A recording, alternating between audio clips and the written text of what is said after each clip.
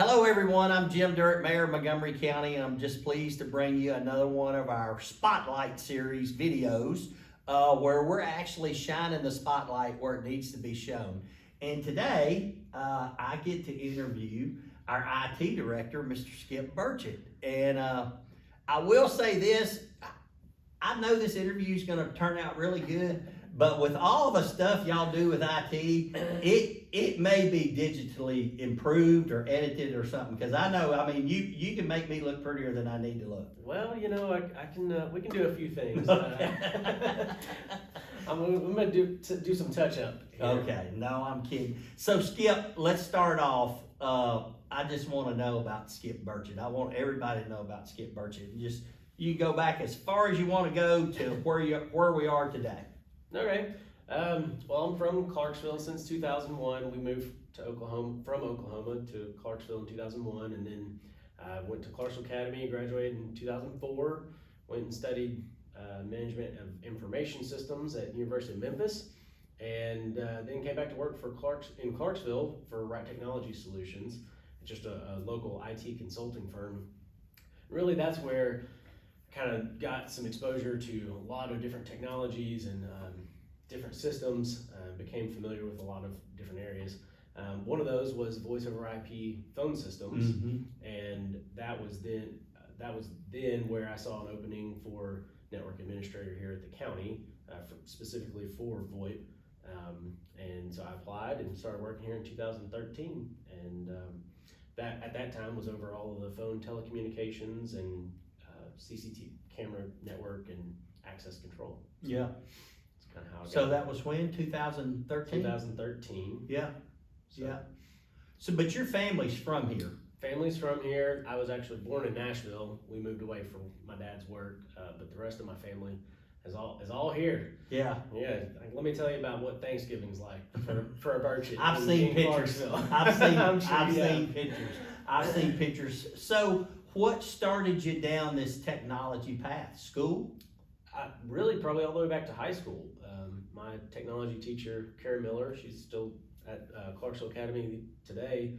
I kind of just took an interest in it, and she was a great teacher and kind of pushed me in that direction. I took a lot of extra classes in that class, and I just really kind of developed an interest for it, and I kind of thought I was wanting to do engineering for a while.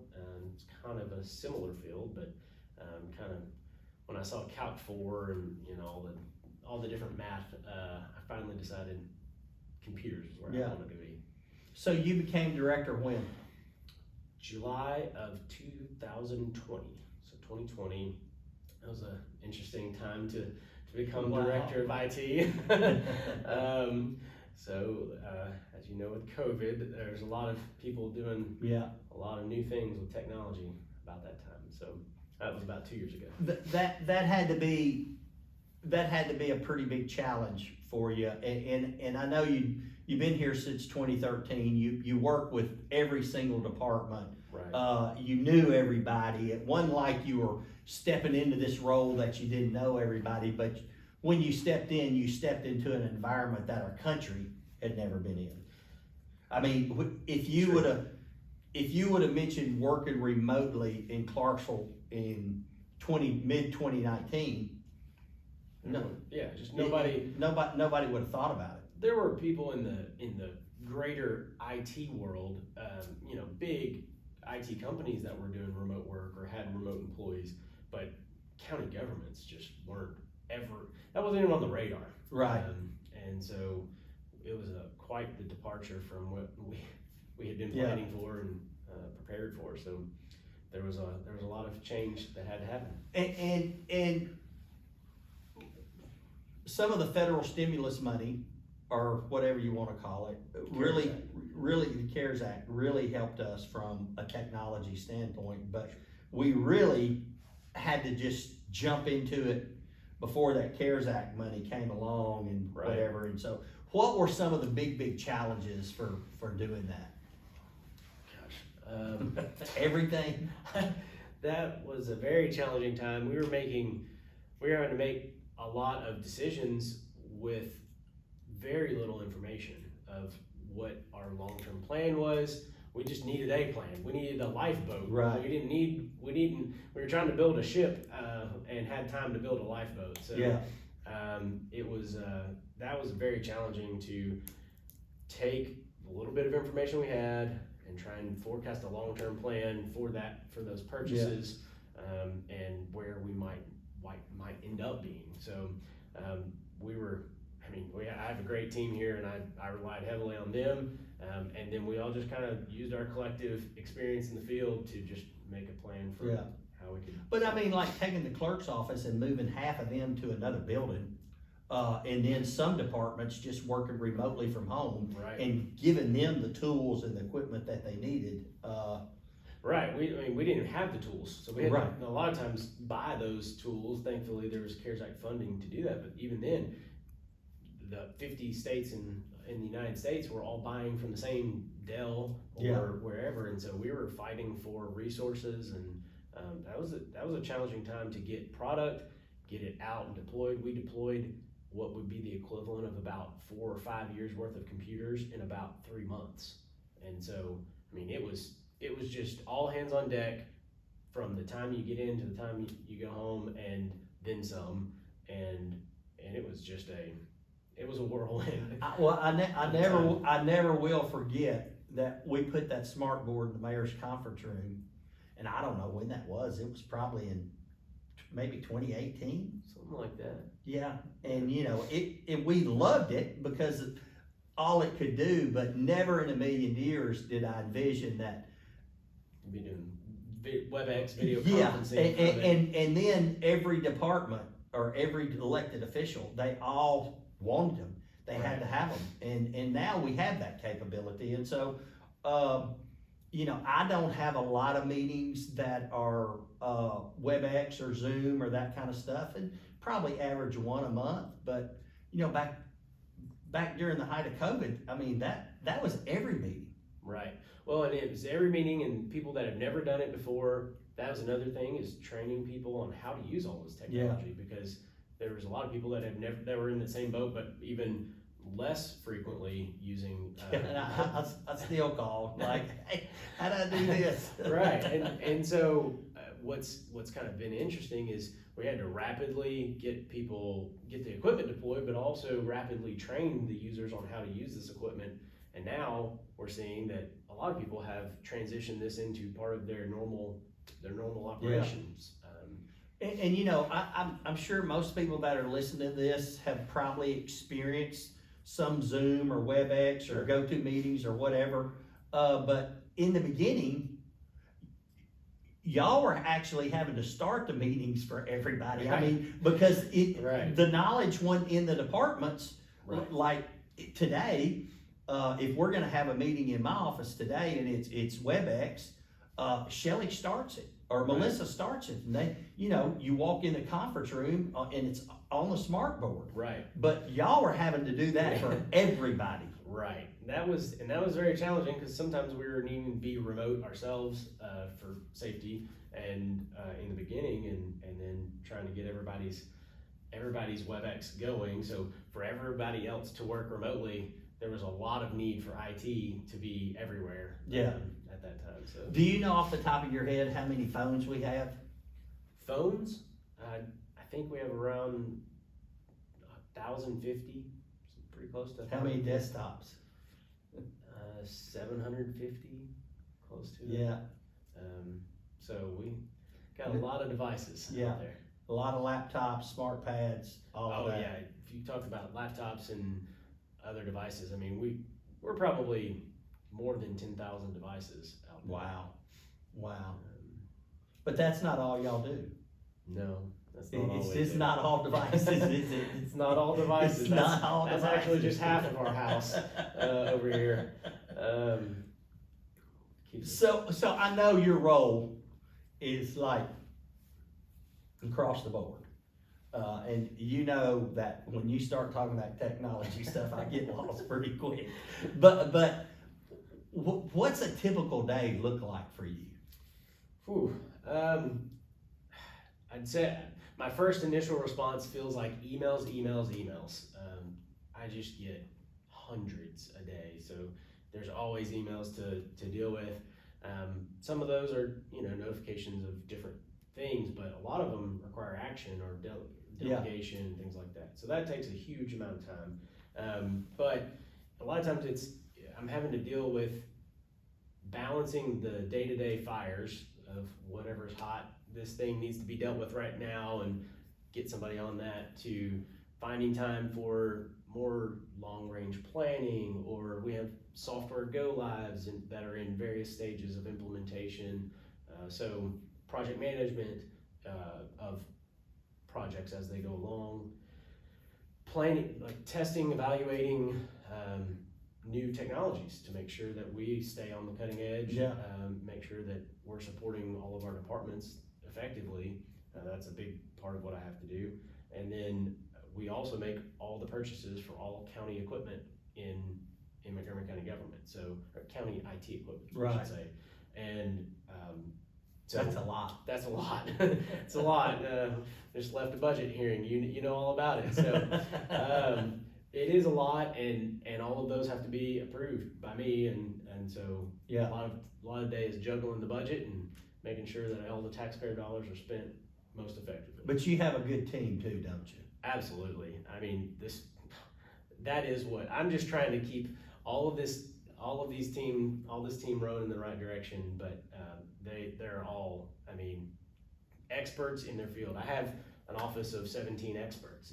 It's really, I'm generally the dumbest person in the room. I'm just trying to get everybody a shared vision and kind of keep them rowing in that direction.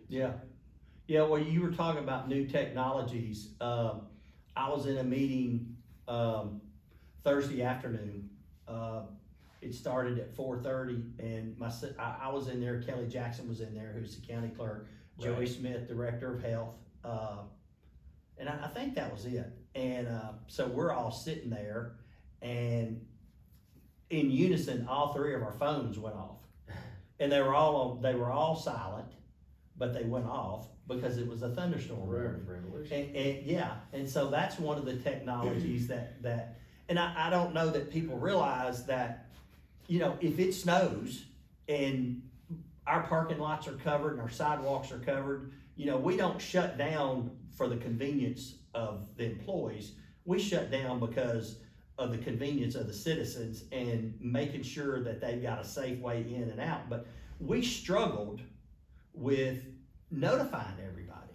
There's a lot of people. And it would be text messages, or we had a call tree. But now this one system, if it's a snow day, it's just boom, hit a button, and boom, it's gone. And gives us the ability to confirm receipt of delivery. Yeah, we got to work on some of these people that don't respond, but we'll work on that. We'll work on that. So what do you see? I'm not going to ask this question. I was going to ask you short-term, long-term challenges, but obviously in today's IT world, the word hack is like on your mind all the time. You're not only supporting the people, the Jims and the Valeries and the Bills and the Bobs that have desktops, but you always have to be focused on this entire network and keeping hackers out, for lack of a better word. Yeah, cybersecurity is every piece of our technology has an aspect of cybersecurity. And so and Montgomery County, just by the nature of what we do, we have to have and keep access of a lot of very sensitive data. That a lot of our information is public record, and a lot of information is not. It's very protected information, and so I take that responsibility very seriously. That our systems contain social security numbers and other very confidential information for all of the residents in Montgomery County, or even outside of Montgomery County, for tags and the list goes on and on. The list goes on and on. And so The data is very sensitive, and we want to provide a good product to our citizens to make it very convenient, but convenience and security typically are at odds with one another. So we're always trying to frame everything we do with a cybersecurity mind, and we put all the protections in place from a firewall, perimeter protection. Right. But the thing that we are finding is we have to do, and we have implemented cybersecurity training. We found that I just took mine today. there you go. Yeah. All right, thank you, Mayor. Sure did. It is every single person has to be part of our cybersecurity defense, and that is both. It can be our greatest strength, but has been our biggest weakness, Without a doubt. Yeah. And I think that would probably be honestly true of most cybersecurity Right. Evaluations of organizations, but the cybersecurity training I feel like has really gone a long way. I think the atmosphere of cybersecurity right now, for just in the news, people are just more aware than they were, and Yeah. that is good. That is really good. And just there are a lot, used to have scams through the mail or whatever. The new Or calling on the phone Calling. and stuff, but I Yeah. mean, now it's just like, all day, every day. And if any one of the you can do it right 100 times and do it wrong once, and that can cause the problem. So big problem, huge problem. big problem. And one person inside our network can cause problems for the entire network, Right. or all the data. So regardless of how big and strong the bubble is around the system, right. everybody on the inside is as every bit a part of the Absolutely. overall system. Right, because if all of those systems are to prevent unauthorized, but if you are in here clicking it, you're authorizing it. So, the most secure network is the one that's unplugged or turned off. Yeah. But that doesn't work very well. So we have to find that balance. But that's our every single day we wake up and think about cybersecurity. Yeah, yeah. So What do you think? I know cybersecurity is always going to be short-term, long-term challenge. right. For an IT department. What are some other what would be another long-term challenge for the IT department? So I guess on the short-term side, we have some vacancies. I think everybody in the world or United States is struggling with workforce and just filling positions and keeping people. And so I think we have some leads right now, so I'm hopeful in that category. But long-term side, I'd say aside from cybersecurity, it would be all of this shift in how people use technology post-COVID, or I don't know if you call it post-COVID, but post-COVID is the way I was framing it. There are people who would have never done a video conference in place of a meeting that are doing that on a daily basis, and there are expectations from potential employees or current employees of being able to work from home, or and I would have to compete, especially in my field. I have to compete against I don't compete just against government. I compete against the whole world for IT personnel, and trying to compete against other places that are offering work from home is a new challenge that we didn't really have in 2019. Right. And so that's going to be something that we have to figure out, and then figure out how to just keep all of the video conferencing capabilities working, effective for all of our users, and secure. That's another. And I think it's fair to say that there are a lot of positions, not just in the IT world, that can work good remotely. Right. But there's a lot of what y'all do that requires boots on the ground. Oh, sure. There would never be a day where we would have an empty IT office. Yeah. We have to physically screw things in, plug things up. And it's not typically, it wouldn't be for that side of the house. We kind of split our house techs and coders, programmers. This would be more geared towards the programmers. There's still got to be somebody to come physically plug in all the things, and so techs out of the house, I don't really see being a kind of work from home type of environment. Yeah. What's the hardest part about your job? That's not a scripted question. That's not a scripted question. Yeah, I told you I was going to ask you one. Yeah. Or a couple. Hardest part about my job, I think it would probably be balancing. There's always going to be something blinking, flashing, screaming, whatever it is right in front of me. Yeah. That is demanding my attention. That might be important short term, but trying to find balance between that and continuing long-term planning. And because if you're always dealing with that flashing light, then you're not gonna be able to get those long-term things. But you could probably sit at your desk every day and be looking at systems and softwares and those type things that will carry Montgomery County into the future from a technology standpoint. But because of the blinking, the bells, the horns, all of that, it's always a really tough balance. It's always competing for my attention. Yeah. Don't you have a pretty unique way of starting your day with Mike and Jared? Do y'all do it every day? Generally every day. Yeah. I mean, there may be an occasion where it's deviated from that because of another hotter fire. But typically we kind of powwow and just kind of see, So those are Mike and Jared are two senior people in your office, right? So everybody will know. Right. And so he's our engineering manager and our systems administrator, and between the two of them, the things that go wrong in the night or whatever overnight into the first of the morning, one of the two of them are going to know about it, and so we're typically kind of just checking to see, is this a go work on some emails day, or is this like an all hands on deck and we're all in all the systems. And so it is that is a critical component of what I do when I come in the office in the mornings, because the day starts.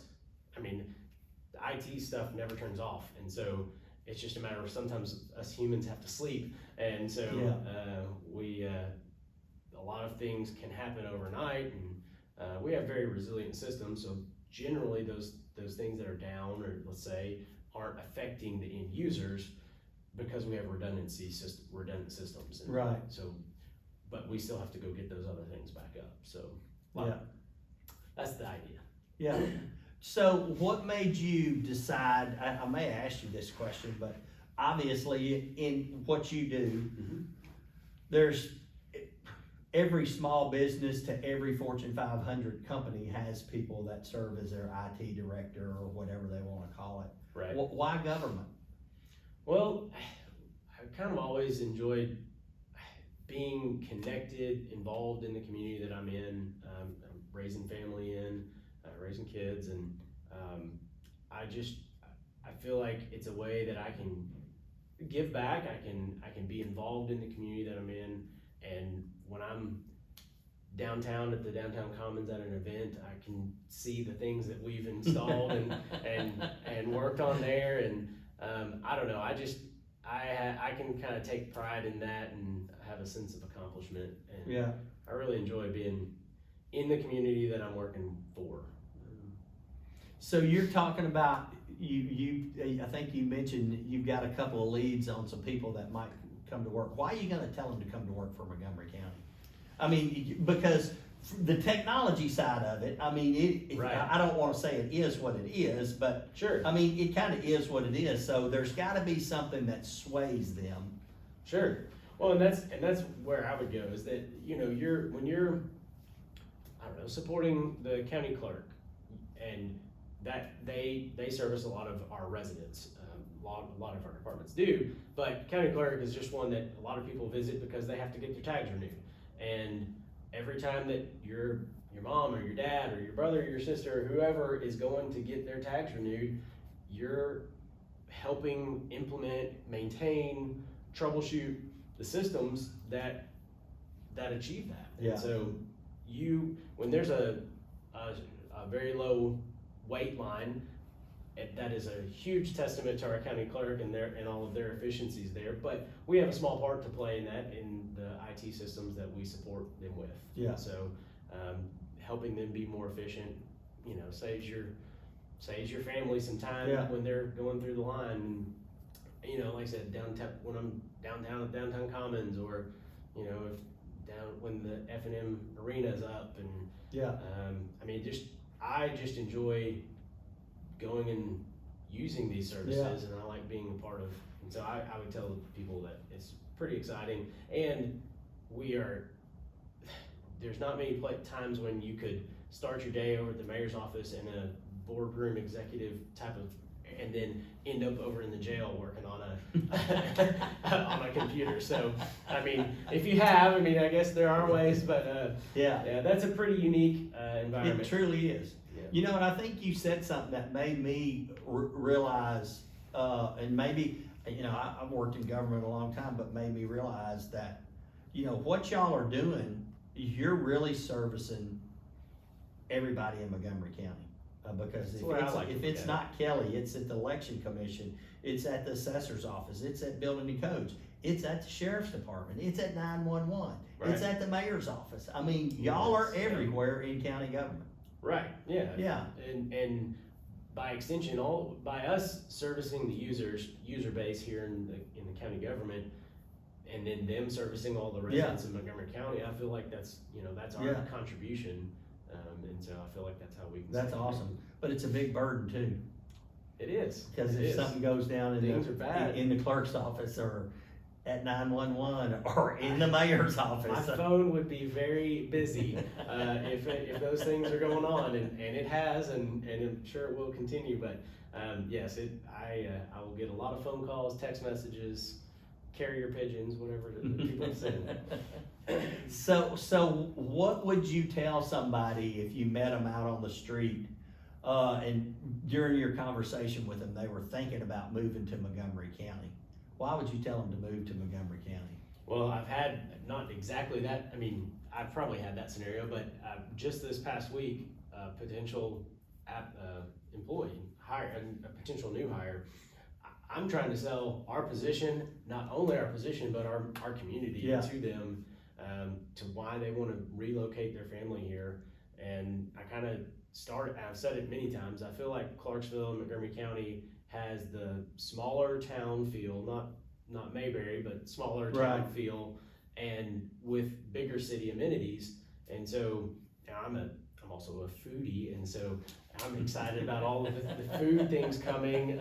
Super excited about Black Horse being back open. I still haven't made it over there yet, but so I would tell people looking to move to our community that we have a great public school system. We have a lot of private school offerings that are great as well. If you're bringing your family here, we have, like I said, all of those amenities.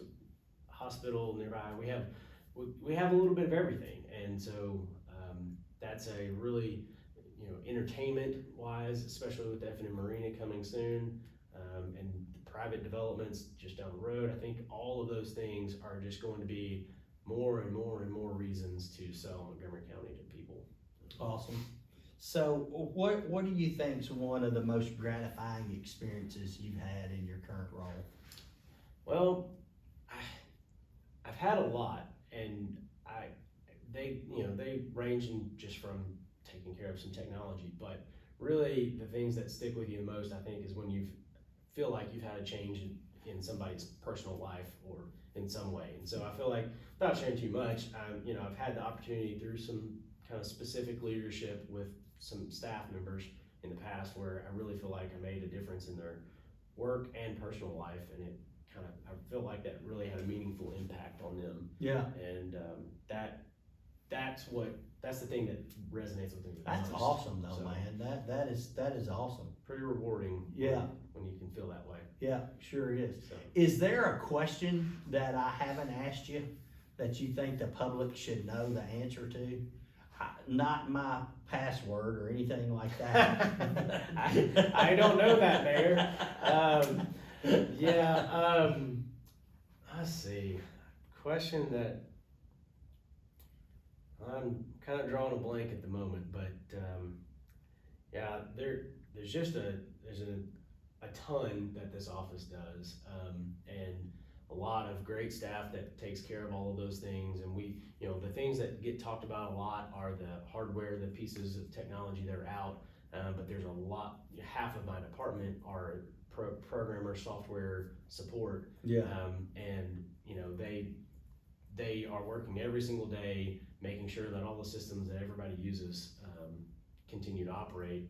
And their back of the house kind of things, and so sometimes it's not as apparent, but I can promise you it's apparent when something's not working. So generally in IT, when nobody is realizing what's going on, that's a good thing, because it's only when things are broken that it's really apparent. Yeah. But I've just got a great team all the way around, and I feel fortunate to be a part of it. So. Well, y'all do have a awesome team, and y'all do an awesome job, and we're very grateful. I'm very grateful. So thank you so much. Appreciate it, man. Appreciate it, Skip.